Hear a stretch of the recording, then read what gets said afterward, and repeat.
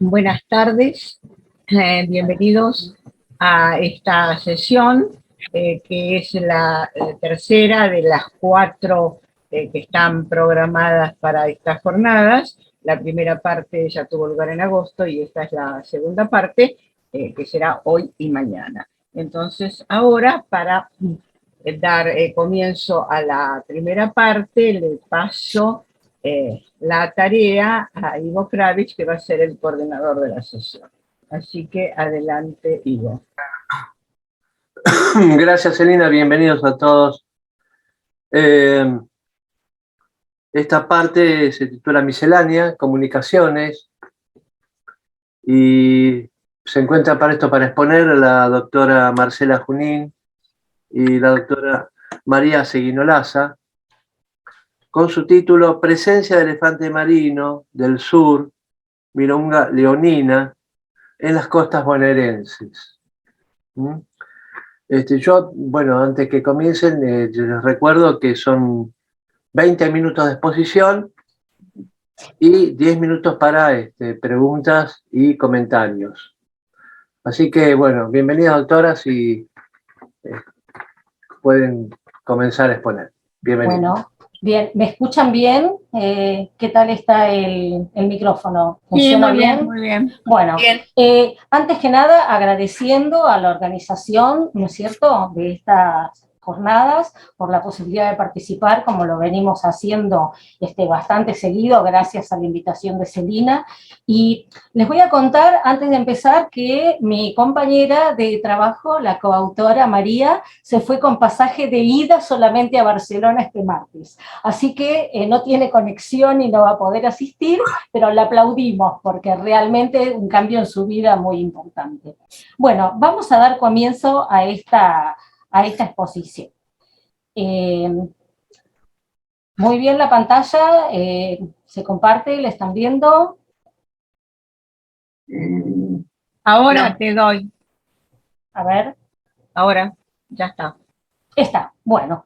Esto es interesante porque realmente se trata de una especie que, si la nombramos, el elefante marino, este bicho tan grande que aparece solamente en las playas patagónicas, pero realmente no es tan así. Y vamos a ver por qué. Ameritó que hiciéramos esta revisión de la presencia de este animal emblemático en las playas bonaerenses.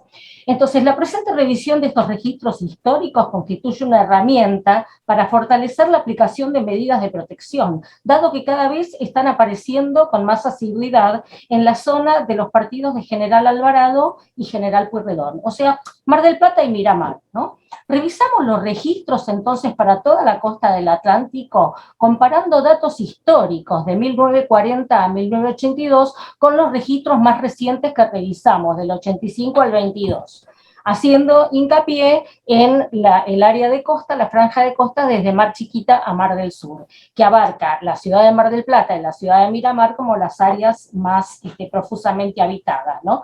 Esto actualiza el rango de dispersión de esta especie, que siempre se consideraba que aparecía solo en latitudes patagónicas. Hay hechos muy interesantes sobre esta especie. Primero, digamos que es una foca. Le decimos elefante porque tiene una proboscis, una nariz desarrollada, el macho, pero en realidad es una foca. Dentro de los pinípedos tenemos los fósidos y los otáridos son los lobos marinos, los fósidos, el único fósido que tenemos nosotros en nuestras costas es el elefante marino. Es realmente asombrosa la capacidad que tiene para moverse en el agua. Puede bucear a 1.000–1.500 metros de profundidad para buscar sus presas, que son los calamares. Y la única elefantería continental del mundo la tenemos nosotros, en la península Valdés. El resto de las colonias son circumpolares e insulares, Georgia, Shetland, etc. Durante los siglos XVIII y XIX fue intensamente cazado por su grasa. Cada elefante proveía más o menos 300 kilos de grasa que se convertían en aceite y fueron cazados hasta casi su extinción. Cuando se prohibió la explotación, empezó a recuperarse y hoy la población se calcula entre 650.000 a 700.000 individuos. O sea, las amenazas actuales, ¿con qué se relacionan? Con nosotros, con las actividades humanas y el asolamiento de las playas, porque el 80% de su vida la pasa en el agua el elefante, pero el 2020, ya vamos a ver por qué sale a la Tierra. Y ahí es cuando se dan las interacciones, ¿no es cierto? Por eso es importante ver qué pasa en General Alvarado y General Pueyrredón, que son las playas, ahí están las playas bonaerenses, donde se concentra gran cantidad de veraneantes durante la primavera y el verano, que justamente coincide con la época que esta especie sale a la playa. Los registros históricos que encontramos, fíjense qué poquitos que hay. 1940, un solo individuo, ¿no es cierto? En total fueron 17 individuos, ¿no? Con un incremento en la década del 70, y que luego fue cayendo, ¿no? Y la mayoría, fíjense que ¿dónde están? Están en Río Negro, están más cerca de Chubut, más cerca de la única elefantería que hay. Y en Mar del Plata había solamente dos individuos, dos registros desde 1940 a 1982. Estos registros los publicó el doctor Hugo Castelo, que fue jefe de nuestro laboratorio durante muchos años, y yo empecé a trabajar con él en el museo. En la revista del museo, él publicó esta revisión en el año 84. Los movimientos de especie en aguas abiertas, ¿qué muestran? Muestran que ellos se desplazan, salen de la elefantería que está en Península Valdés y se desplazan hacia el norte, hacia el este, hacia el sur. Hacia el norte llegan a latitudes extraordinariamente bajas, cerca del Ecuador. Se han registrado casos en Fernando de Noroña, fíjense que al norte que está. Y en el sur, bueno, la distribución es circumpolar antártica. En la Antártida, en el límite de los hielos flotantes del pack ice, podemos ver elefantes marinos. Como hay tantos elefantes, se están reproduciendo muy bien, es de esperar que los registros continúen aumentando, siguiendo los movimientos de las presas, ¿no es cierto?, que comen calamares y grandes peces. ¿Y por qué salen a la costa? ¿Por qué se los ve en la costa? Porque necesitan salir a tierra, ya vamos a ver por qué. Fuera de la temporada reproductiva, que es cuando salen a tierra en primavera, sobre septiembre y octubre, y se los ve tanto en la elefantería de Península Valdés como en algunas otras loberías, colonias de lobo marino, también podemos apreciar elefantes. Pueden compartir el hábitat sin problema en la temporada reproductiva. Incluso ha habido partos de elefante marino en las colonias de lobos de Río Negro. ¿Cuándo empezaron a aumentar? Entre el 2000 al 2010 y el 2020. Y del 20 al 22 hay un aumento puntual muy, muy importante. Que bueno, podemos decir que la pandemia también influyó porque había menos cantidad de gente en las costas, etcétera, etcétera. Pero con esta especie no es así, porque esta especie tiene una fidelidad al sitio muy importante. O sea, no van a salir en otro sitio porque está más desolado. Suelen salir siempre en el mismo sitio. ¿Y por qué llegan hasta la latitud de Mar del Plata? Porque sus presas, que son los calamares, ¿no es cierto?, están en el límite de la plataforma del talud, ¿no?, de la plataforma continental, y ahí ellos se desplazan para comer. Entonces, pegan, estoy hablando en portugués, agarran la corriente fría de Malvinas, que tiene una rama que va hacia el norte, o la otra rama que va al medio del Atlántico, las otras que siguen para el sur, pero una cantidad importante de elefantes van para el norte. Van para el norte, sobre todo las hembras o los juveniles, y cuando llega el periodo de muda, que es fin de primavera, comienzo del verano, y tienen que salir a la tierra. ¿Y dónde salen? ¿Dónde están? ¿Dónde termina la rama esta de corriente de Malvinas? A la latitud de Mar del Plata, Miramar. Y aquí estaría la explicación de por qué están aumentando en esa zona. ¿Qué pasa durante la muda? Ellos tienen un traje de neoprene genético, que es su piel y su pelo. Entre las fibras del pelo hay millones de burbujas, y como sabemos que el aire es incompresible, cuando ellos se sumergen, esas burbujitas de aire que hay entre cada pelo les proveen un sustrato de protección. Ese pelo, más la grasa que tienen debajo de la piel, es una protección que les permite estar a salvo de las grandes presiones y del agua fría.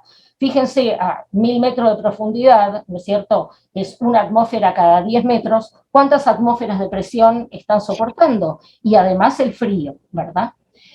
Ese traje se deteriora, es un neoprene que dura un año, entonces lo tienen que cambiar. ¿Cuándo lo cambian?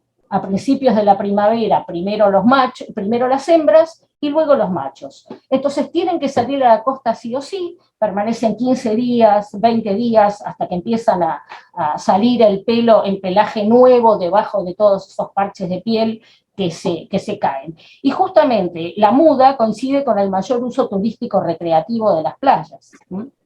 Bueno, estos son los registros históricos que ya habíamos visto, uno errático para el delta del Paraná y para el Río de la Plata, pero la mayoría estaban en Río Negro, y fíjense qué pocos que había en Mar del Plata, desde mediados del siglo pasado hasta fin. Para que ustedes vean desde el principio, mientras yo les voy contando, acá tienen el rango de dispersión de la especie, lo que hablamos de los registros históricos, decimos que había muy pocos en Mar del Plata, que es el color gris.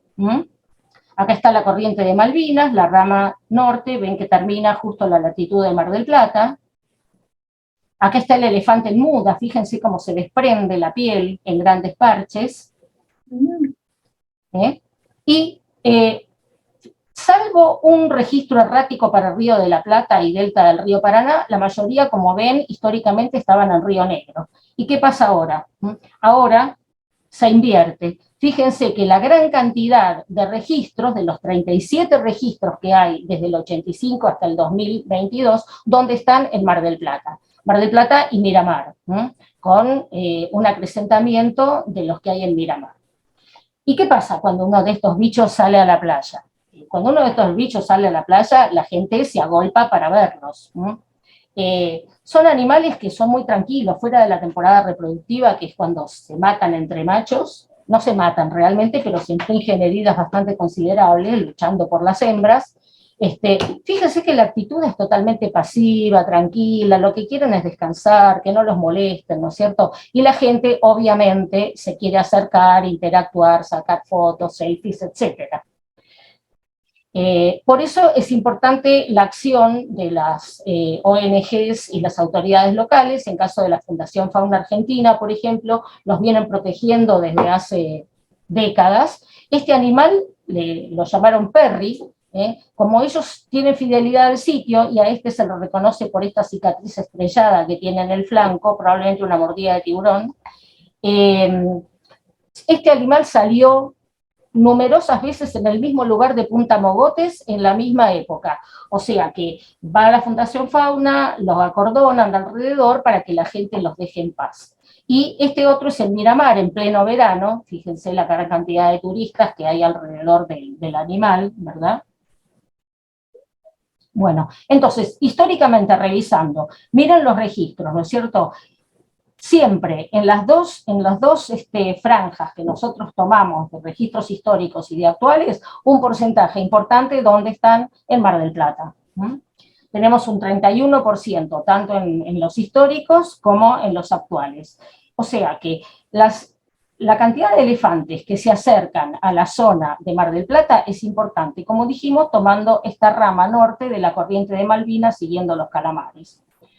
En el Centro Nacional Patagónico marcaron satelitalmente hembras y machos. Fíjense el macho con la probóscide bien notable, ¿no es cierto?, en comparación con la hembra, que es mucho más delicadita, pesa 5 veces menos, ¿no es cierto?, tiene esa carita que parece un peluchito. El macho tiene una apariencia más agresiva, más amenazante. Bueno, dijimos, marcaron 11 en total satelitalmente y vieron hasta dónde se desplazaban, desde Península Valdés. Y fíjense que de los 11 que marcaron, 3 de ellos se fueron hacia el norte, y donde llegaron a la latitud de Mar del Plata. O sea que podemos decir que un 30% de los marcados fueron hacia el norte. Por lo tanto, van a seguir aumentando en forma creciente, según lo que esperamos, y por lo tanto las medidas de protección y de impedimento de la interacción cercana con seres humanos es sumamente importante.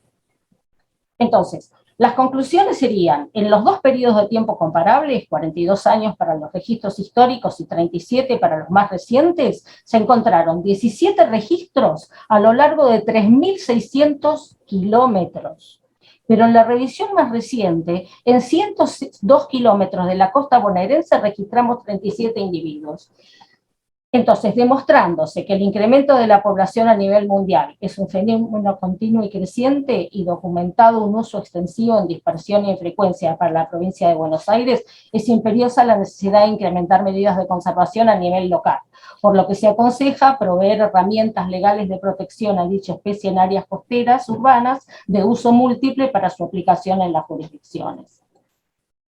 Y sigan, ¿no es cierto?, hablando de nosotros en jornadas y congresos, mientras hacemos cosas más reproductivas. Muchas gracias. Tenemos entonces, después de esta exposición, 10 minutos para preguntas, 10 minutos para preguntas o para comentarios, ¿eh? Así que abrimos esa posibilidad. La presencia de individuos tan cerca como se vio en las fotos, ¿no les produce estrés? ¿No les produce intentos de escapismo, estrés, etcétera? Porque después de todo no son animales que tengan contacto habitual con los seres humanos. Fuera de la temporada reproductiva son bastante pasivos e inactivos, y más en el momento de la muda, donde ellos están sujetos a una presión metabólica importante, se les está cayendo toda la piel, no pueden termorregular, tienen que mantenerse quietos, dormitan la mayor parte del tiempo, o sea que en el periodo de muda, a menos que se les acerquen demasiado, ellos no le producen estrés, pero es prudencial guardar una distancia de por lo menos 5 metros alrededor, ¿no?, de donde esté el animal. Por eso acordonarlo es lo que se puede hacer hasta ahora, pero en realidad lo que sería muchísimo más efectivo es concientizar a la población, hacer campañas de divulgación, porque la gente lo que interpreta cuando ve que la piel se le cae así es que el animal está enfermo, herido, que se está muriendo, entonces empiezan a llamar a las autoridades, llaman a la prefectura, y porque desconocen que es un fenómeno totalmente natural, normal para la especie, y que lo único que hay que hacer es dejarlos en paz, nada más. Entonces, el tema es que lo vamos a ver cada vez más intensamente y cada vez va a haber más elefantes marinos en las playas durante la temporada veraniega, a medida que sigue aumentando la población, ¿no? Fíjate, Celina, que por algo lo explotaban de esta manera, porque eran muy fáciles de cazar, porque los cazadores se les acercaban sin que los animales trataran de huir, y además de eso, los cazaban a palazos, o sea, no era que les disparaban, ¿no? Yo recuerdo haber leído una crónica, estamos hablando de 1830, cuando los ingleses tomaron Malvinas, que había, digamos, barcos norteamericanos en esa zona que cazaban lobos marinos, o sea que parece que había muchísimos en la isla, y que no tenían ninguna consideración, o sea, mataban a hembras embarazadas, a crías muy pequeñas, y bueno, hicieron un destrozo muy grande. Yo realmente no sé ahora cómo estará la colonia de lobos marinos en Malvinas, se recuperó. Pero en aquel momento, en 1830, era realmente una masacre, ¿no? O sea que sí, evidentemente son animales muy fáciles de cazar. Sí, y siguió siendo una masacre hasta mediados del siglo XX, hasta la década del 50, la Compañía Argentina de Pesca, junto con los ingleses, explotó lobos marinos y elefantes marinos. Cuando se les terminó la ballena franca, porque empezó a disminuir por la caza, se dedicaron a los elefantes. Cada elefante 300 kilos de grasa, o sea, había, y todavía se ve en Punta Norte, las calderas donde hervían los pedazos de grasa de ballena y de elefante marino, y todavía vemos huesos de elefante marino y de lobo en la playa, ¿no? O sea, fue una explotación bastante intensiva. Y en realidad hay comunicaciones, seguramente lo ubicás al sacerdote jesuita, al padre José Cardiel, que fue un cartógrafo e historiador de la Patagonia, que él describe en 1800 y algo, que había elefantes marinos en el área de la provincia de Buenos Aires, en San Blas, además de en Santa Cruz, ¿no? O sea, en realidad había una presencia importante, lo que pasa es que los diezmamos hasta que quedaron 100 ejemplares, fíjense, 650.000 ahora, en Península Valdés quedaban 100, y el elefante marino del norte, que se llama Mirounga angustirostris, es el mismo género, una especie ligeramente diferente, quedaban 34 individuos en las islas de Año Nuevo, y la población se recuperó a partir de esos 34 individuos, pero tienen problemas genéticos porque hay una intercruza muy, muy importante, ¿no? Solamente quedaban pocos animales, cosa que por suerte a nosotros no nos pasa. Yo he podido observar, doctora, en la zona hay una zona de lobos ahí en el Cabo Polonio, Sí, más sí. arriba. Sí, esos son lobos marinos, de los que llaman lobo fino, lobo marino de 2 pelos, que también fueron intensamente cazados, en este caso por la piel. Hacían desde abrigos hasta asientos, cualquier cosa. Bueno, Pero también, ahora por suerte está prohibida la explotación, ¿no? Así que el lobo fino también se está recuperando muy bien. Y el lobo de Mar del Plata, que es el de un pelo, ¿no? El que vemos en el puerto, bueno, cada vez están más atrevidos, ¿no es cierto? Ahora, durante la pandemia, incluso llegaron a los kioscos del puerto y se metían adentro de los bares y de los pocos negocios que estaban abiertos. O sea que los lobos están mucho más acostumbrados a la presencia humana, los de Mar del Plata, que los elefantes. A los elefantes los tenemos que cuidar más. Bueno, hace unos años atrás, cuando nosotros íbamos mucho más seguidos a la zona de Cabo Polonio, la matanza era indiscriminada. Bueno, no sé si era indiscriminada, el justificativo, el argumento era que habían demasiados y que esos eran precisamente los que acababan con el negocio de la pesca, obviamente, de los pescadores, que era el único recurso que tenían, ¿no? Sí, lo que pasa es que no es tan así, ¿no? Porque en realidad los que acabamos con la pesca somos los humanos cuando sobreexplotamos algo. En un ecosistema las poblaciones se autorregulan. Los únicos que no nos regulamos somos nosotros a nivel biológico. Nosotros hacemos una explotación intensiva, extensiva, y realmente llegamos a la extinción de la mayoría de los cardúmenes. Por ejemplo, si alguien está acostumbrado a comer pescado, vean que las merlucitas que están llegando a la pescadería son cada vez más chiquititas, porque ¿quiénes las estamos cazando? Nosotros, los barcos chinos, ilegales, etcétera, etcétera, en el Atlántico Sur, pero no son los lobos los que extinguen los stocks de pesquerías a nivel mundial. Somos nosotros, lamentablemente, es así.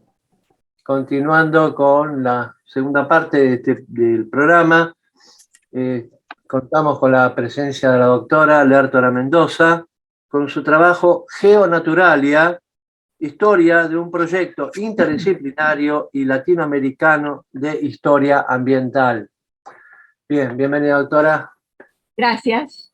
Este es un trabajo bastante extenso que hace la historia del proyecto Geonaturalia, que tuvo vigencia desde el año 2007 hasta el 2014 con el apoyo del Instituto Panamericano de Geografía e Historia en 2 versiones con diferentes países que participaron, y me pareció importante porque como la idea de estas jornadas era un poco los enfoques comparativos, precisamente este proyecto tuvo por finalidad hacer una historia comparada de geografía y de ciencias naturales, y luego se amplió también a territorio y clima en la segunda versión.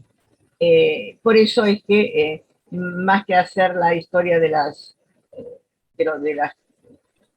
trabajos que se publicaron, hay 6 volúmenes publicados, lo que quisiera acá destacar es lo que significó este proyecto como un avance en la metodología de historia comparada. En el año 2007 se inició este proyecto con el objetivo de trazar una historia comparada latinoamericana de cuestiones relacionadas a la historia ambiental. Fue coordinado en el primer tramo por la doctora Luz Fernanda Suelo, en México y por mí, y en la segunda, los 2 últimos volúmenes, solo por mí. El proyecto fue auspiciado y subsidiado por el Instituto Panamericano de Geografía e Historia, IPGH, órgano de la OEA. En su primera etapa contó con la participación de 4 secciones nacionales para que los proyectos puedan ser aprobados. Tienen que ser aprobados primero por cada sección nacional. Eso también significó algunas dificultades. Estas secciones nacionales fueron Argentina, México, Costa Rica y Paraguay.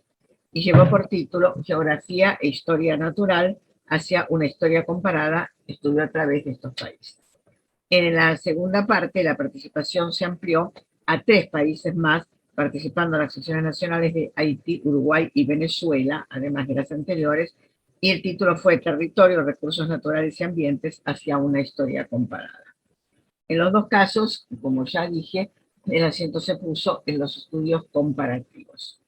Este marco general de estudios comparativos fue expuesto largamente en la primera de las versiones y en el primer volumen, y además se fue ampliando a medida que se iban incorporando nuevos países y se iban ampliando los temas.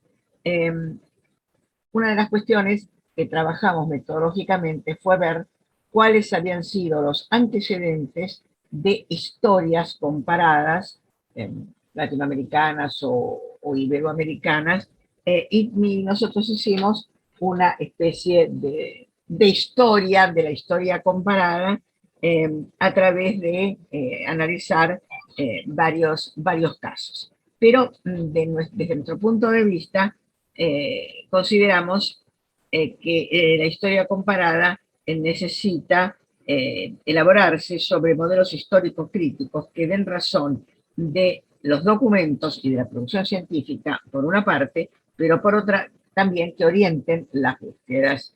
No se trata de proponer un imposible y no deseable consenso sobre un determinado tipo de abordaje.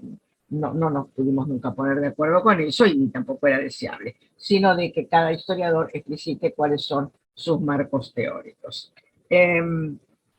Por lo que hace a América, detectamos 3 rasgos de nuestro cultivo científico que constituyeron sendos hechos o realidades históricas o actuales. En primer lugar, que la ciencia fue en América un producto inicial de exportación, diríamos, europea. Hasta muy entrado el siglo XX no se reconoció al pensamiento autóctono el carácter de científico, y hay quienes no lo aceptan, incluso ahora, aunque sean una minoría. Las primeras manifestaciones científicas fueron docentes.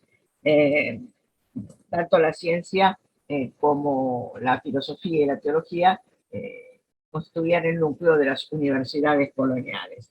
Y por otra parte, las prácticas, que eran aplicación de conocimientos y técnicas europeas, hacia lo cual en el periodo ilustrado se añadió la difusión, o sea, el periodismo de difusión científica.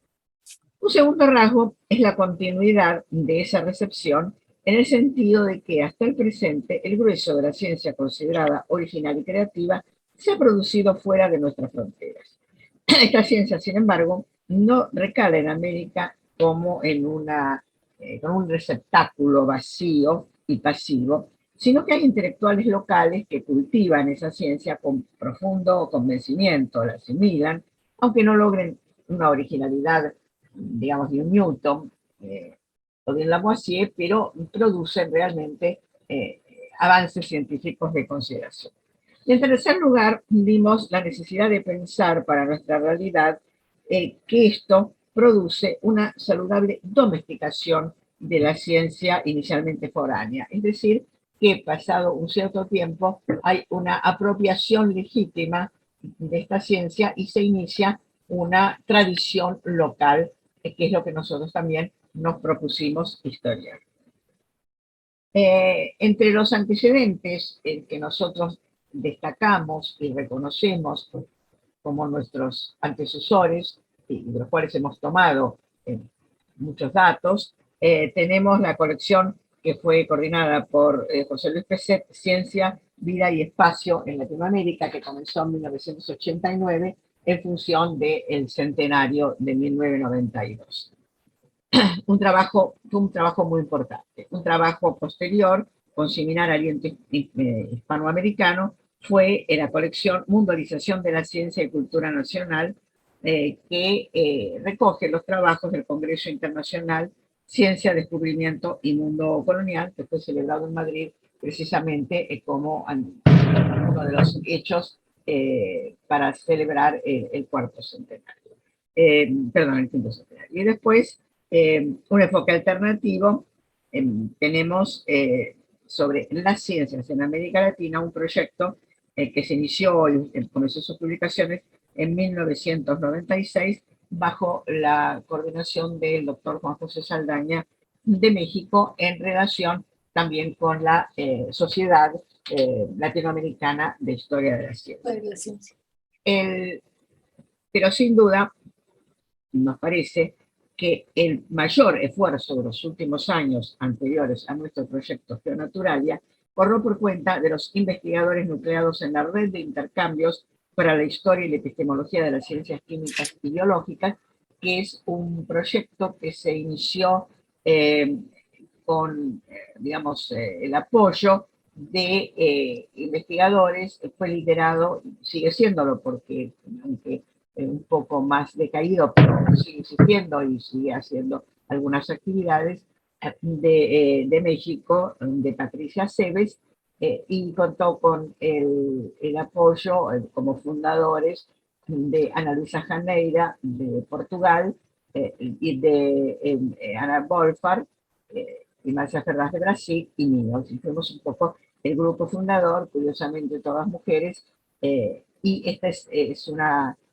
un proyecto, una actividad que cumplió ya 20 años, lo celebramos en el año 2018 en el Congreso Mundial de Historia de la Ciencia que se realizó en Río, y tiene una importante colección, unos 7 u 8 volúmenes muy importantes. Perdón, desde luego, ¿sí? Abierto? ¿Cómo? ¿Tiene el micrófono abierto? Porque se escuchan unos ruidos. Bueno. ¿No es Catalina? No, voy a silenciarlo, Ivo. Sí, por favor.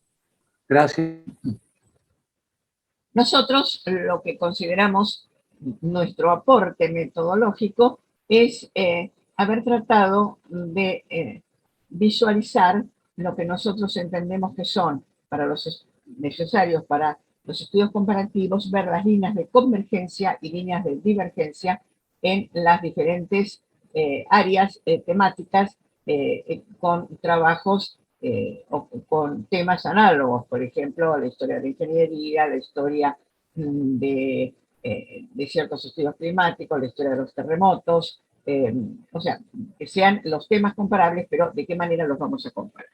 Las líneas de convergencia refieren aspectos a los cuales pueden encontrarse notorias analogías, semejanzas, coincidencias o aproximaciones entre los diferentes procesos abordados que permitan elaborar un perfil común, al menos en sus trazos esenciales. Y hemos detectado los siguientes. Una etapa inicial temáticamente común, dada por la ciencia europea, que comenzó a enseñarse y a practicarse tímidamente en nuestras aulas coloniales y en la exploración de nuestros territorios. En segundo lugar, la participación de agentes de cierta homogeneidad, cuyas conductas son comparables de acuerdo a un patrón de explicación histórica común. Por ejemplo, los profesores, los expedicionarios, los criollos ilustrados, los humanistas de la burguesía, los viajeros, emigrantes europeos, los pensadores y científicos positivistas. Estas son categorías cuya presencia detectamos en todos nuestros países. Tercero, una serie de procesos sociopolíticos análogos que constituyen su entorno inmediato. Cuarto, en la actualidad todos nuestros países enfrentan problemas comunes de la sociedad planetaria y de los modelos globales, sociales, políticos y económicos que plantean nuevos desafíos. Las líneas de divergencia señalan aquellos elementos que exhiben diferencias en los procesos regionales de apropiación, representación y producción científica. En su delimitación se hace patente que el conocimiento científico, al ser producto de una actividad humana, también está moldeado por los conflictos sociales, económicos, políticos e ideológicos que no son iguales, aunque sean parecidos en algo, no son iguales en todos los lugares. Pero no como fuerzas, en este caso, que operan desde el exterior del campo científico, sino formando parte del mismo y desvelando, por lo tanto, la historicidad de la misma producción científica y la historicidad y la localización.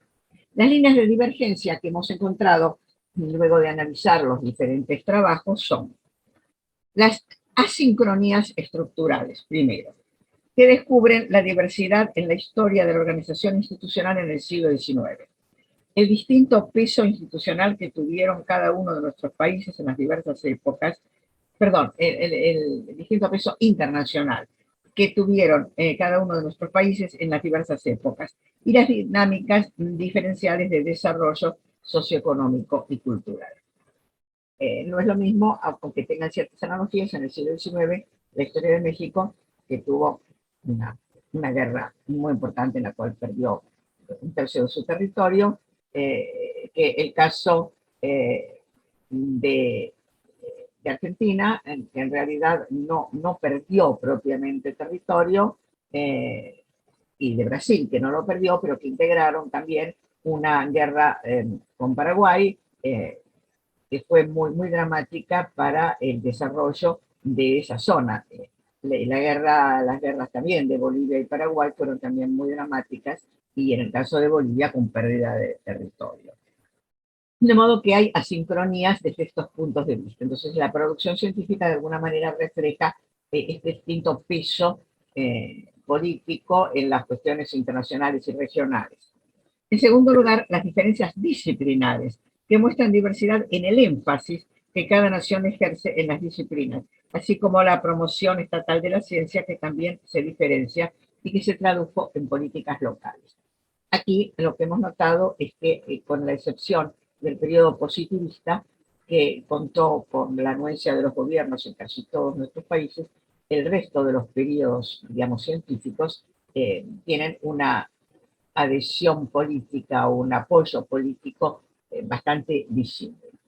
En tercer lugar, las diferencias estructurales que repercuten en la problemática científica, como la diferencia de las problemáticas sociales y la diversidad de los sistemas de financiación, que de alguna manera también modifican la socialización de la ciencia en toda nuestra región.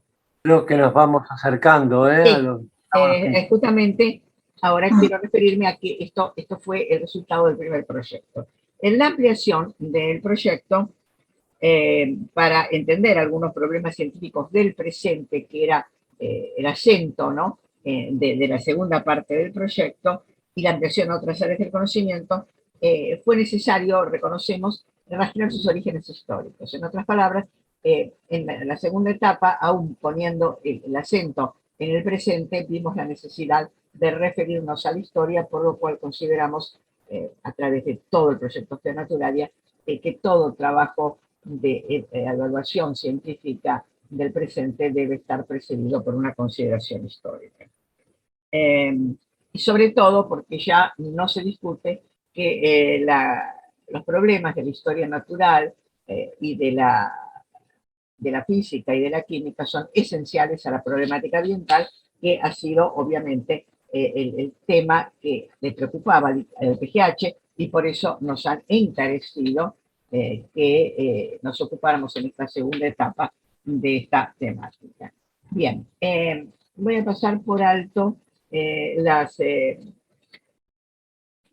cuestiones más concretas de los temas ejes, y me voy a referir solamente y brevemente, muy brevemente, a algunas cuestiones cuantitativas que hacen, de alguna manera, ver cómo fue nuestra producción.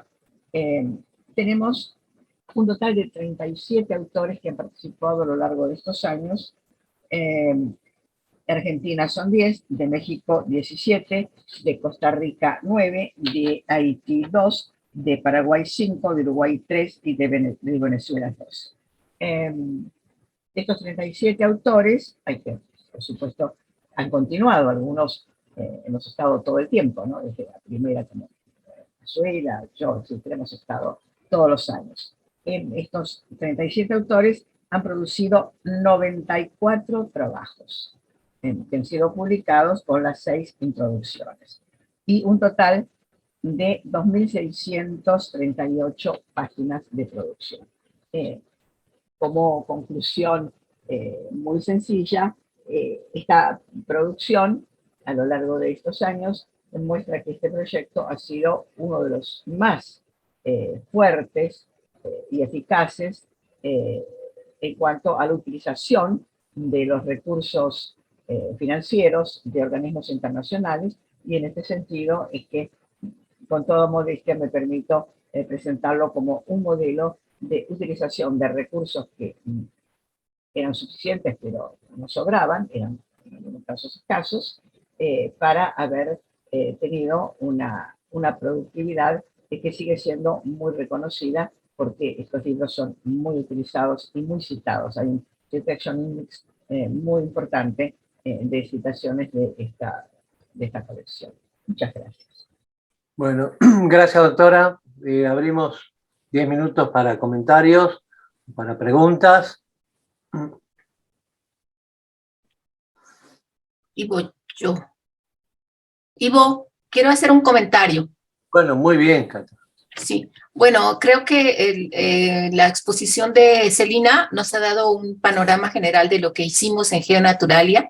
Creo que lo que ahí se publicó en los libros que pudimos publicar con el apoyo del IPGH, vale la pena difundirlos mucho más, porque en efecto yo estoy convencida de que estos estudios de Costa Rica, de Venezuela, de México, en fin, de todo el continente, son importantes, y que tendríamos que ver la forma en que estos fueran mucho mayor difundidos en las universidades, entre los estudiantes, porque creo que están planteados desde una perspectiva en la que las fronteras no tienen mucha importancia, sino lo importante es qué hacemos con este patrimonio que nos ha dado la naturaleza en esta región geográfica, asumiendo los términos del proyecto Geonaturalia, que era, me parece, un nombre muy elocuente que explicaba muy bien el sentido del trabajo que hicimos. Sería todo. Gracias. Sí, en realidad varias veces me han consultado, y Azuela también, que fuimos las editoras. El tema es que esto, por decisión obviamente del IPGH, se hizo en papel. Ellos financiaron la edición en papel. La edición en papel la hemos distribuido gratuitamente, porque no se podía vender, más o menos como hemos podido, teniendo en cuenta que nos pagaba la edición, pero no el costo que significaba enviar un libro al extranjero, por ejemplo. Era un costo que no podíamos asumir, el subsidio no nos alcanzaba para eso. El tema fue que hasta ahora, y lamentablemente, no sé bien cómo podría ser, no tenemos una autorización para subir al internet los PDF de publicación, que nosotros los tenemos todos, yo los tengo todos, y esto podría subirse tanto en Biblioteca FEPAI como en cualquier repositorio de la UNAM o de la UAM o de la UBA o de, en fin, la universidad que quisiera. Pero esto es un trámite que nunca logré saber cómo se hace, porque he escrito varias veces a las autoridades y no he tenido respuesta. No quiero sospechar que no quieren dar esa autorización, porque sería ridículo, que no quisieran. Después de todo, también es bueno para el IPGH que estas publicaciones se distribuyan, que se vean que sus fondos fueron bien gastados, ¿no? Que no se trató de ir de un país a otro para hacer turismo y decir unas charlitas, sino que realmente se terminaron en trabajos que además han sido evaluados, y que en las introducciones vamos explicando todos estos avances. No he logrado esto. Lamentablemente, hasta ahora no lo he logrado, y sinceramente no me atrevo a hacerlo sin autorización. Podríamos subir esto, pero temo que tengamos un problema institucional con la Fundación, de ninguna manera lo desearía, o personal, las editoras, que seríamos responsables de haber permitido esto. Esta es la razón por la cual esto no se difunde gratuitamente, ¿no? Si alguien tuviera algún contacto con las autoridades pertinentes del IPGH, porque curiosamente los delegados o coordinadores de cada una de las áreas, de historia, de geografía, no saben de eso, no saben cómo se hace tampoco. De modo que estamos así parados y bueno, esperemos que en alguna oportunidad aparezca alguien que consiga el contacto preciso y nos informe y sobre todo nos consiga la autorización para hacerlo. Hasta ahora no la tenemos. Eso es lo que puedo comentar. ¿Algún comentario más? ¿Pregunta?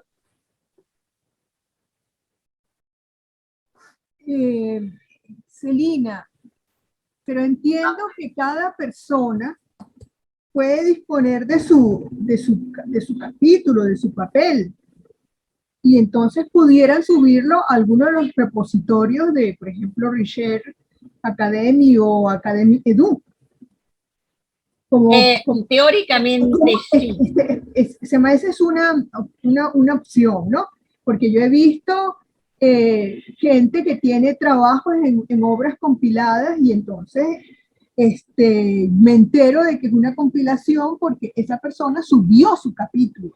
Y así después voy pescando otro capítulo hasta que en una oportunidad apareció el libro completo diciendo, este es el libro completo.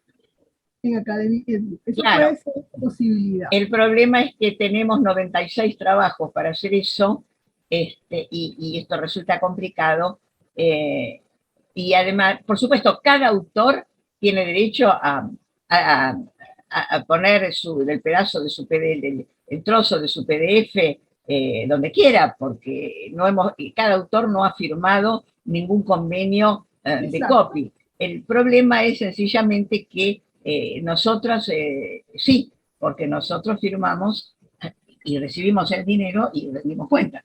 Entonces, ahí tenemos ese problema. Ahora, a título personal, por supuesto, cada uno lo puede hacer perfectamente, y si luego hubiera otra persona que quiere juntar todo eso y decir, bueno, acá está de hecho el libro completo, creo que no habría dificultades, pero que nosotros como responsables, no solamente de la edición, sino también del subsidio y del convenio que se firmaba cada año con el IPGH, bueno, no sé, supongo que habrá alguien que pudiera, pero yo no me animo. me parece que podríamos tener alguna dificultad. Quiero hacer un comentario. Me gusta, primero, me es muy interesante lo que tú narras de las experiencias de hacer historia comparativa y de los antecedentes que ha habido sobre tratar de hacer historia comparativa en la región. Y me gustaría lo que tú expusiste por escrito, para masticarlo más. Bueno, va a salir publicado esto. Ok, pero... esto se va a publicar, claro, en las actas, por supuesto. Pero voy a la otra cosa. Es que en el caso de este proyecto, hubo una discusión previa con los autores acerca de este tipo de problemas, de cuál iba a ser el enfoque, o cada quien le dijo, mira, te metemos en este proyecto, di qué es lo que vas a hacer. ¿Cómo manejaron esa parte? No, al comienzo sí, por supuesto. Comenzamos en primer lugar, Luz Fernanda y yo, comenzamos a ver qué posibilidades teníamos de hacer un proyecto financiado por el IPGH, y desde luego convocamos en cada uno de nosotros en nuestro país. Pero después vimos y acordamos un poco, bueno, esto que yo dije es la síntesis de lo que fue después del primer año, y que se fue la introducción de los trabajos del primer año, que convalidó un poco las ideas, pero también al mismo tiempo las perfeccionó, y esto es el resumen de las discusiones que hemos tenido, porque teníamos una reunión anual presencial, y también estos viajes los financiaba en parte el IPGH, ¿no? Luego vimos que era conveniente tener más países, y empezamos a ver qué colegas teníamos. Yo tenía un colega paraguayo con el cual habíamos hablado esto, que era muy interesado, y Alejandra y Luis Fernanda tenía un colega en Costa Rica. La suerte fue no solamente que ellos aceptaron y a su vez buscaron otros, sino que los IPGH de esos países nos apoyaron. Porque no fue tan fácil siempre. En una oportunidad, por ejemplo, cambió el representante del IPGH en Paraguay, y el representante nuevo, que era un militar que de eso evidentemente sabía muy poco, no quiso firmar. Y tuvimos, casi se nos cae la participación de Paraguay, que iba a ser muy importante, porque era justamente en la segunda etapa que importaba mucho al IPGH problemas ambientales como la deforestación. El tema de la deforestación lo introdujeron y nos pidieron que para eso habláramos con la gente de Haití, y naturalmente ellos apoyaron, y entonces ahí todo salió muy bien. Pero este señor militar creyó que un estudio sobre la deforestación iba a implicar un estudio sobre el territorio, que con fines estratégicos, no sé qué cosa se le ocurrió, y se negó a firmar. Yo tuve que ir por otra razón, porque nos invitaron a una jornada de trabajo en Ecuador, y planteé este problema muy angustiada, porque, claro, no podían apoyar si no estaba Paraguay. Y fue uno de los representantes, creo que de Colombia, que le dijo al secretario general, que estaba presente, no se puede caer una parte importante de un proyecto por la necesidad de un país. Entonces, el proyecto fue aprobado como si Paraguay hubiera firmado, y Paraguay no había firmado, pero los paraguayos pudieron participar. En fin, son muchas cuestiones a veces difíciles de manejar. Sí, perdón, estabas diciendo algo. ¿Puedo hacer una pregunta? Sí. Sí, yo me quedé pensando en lo que dijiste, Celina, de las realidades históricas, ¿no? Por eso me gustaría que alguien me ilustre un poco sobre las diferencias de las realidades históricas de los países de América Latina con respecto a la Argentina, en los modelos, ¿no es cierto?, que sigue la ciencia.